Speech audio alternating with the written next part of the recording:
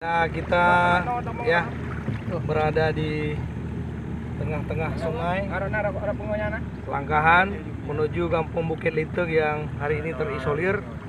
Kita bersama rekan-rekan Regu 3 ya. Ada Bang Husni, operator boat. Luar biasa. Kita harus mengarungi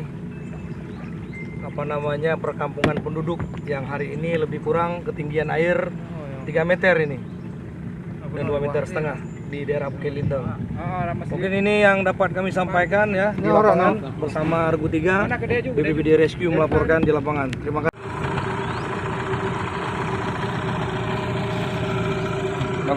Bang 2016 apa yang boleh rayai? 2006. Yang tadung yo, 2006 apa? Leunya loh. Leunya Pak. Yang kedua ini. Gimana? Dua. Alempang ini.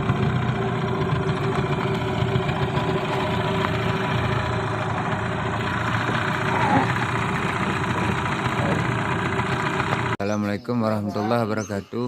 Ini kondisi daerah Bustanul Mutakin dalam keadaan menimpa banjir. Hanya ini satu-satunya balai yang tingginya sekitar 3 meter, 3,5 meter.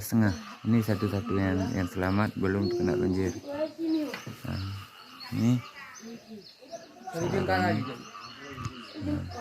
sejengkal lagi berarti nggak naik. Tadi airnya 3,5 meter. Ini bangunan. Saudara-saudara sekalian, nah, inilah hari ini Lubuk Pusaka.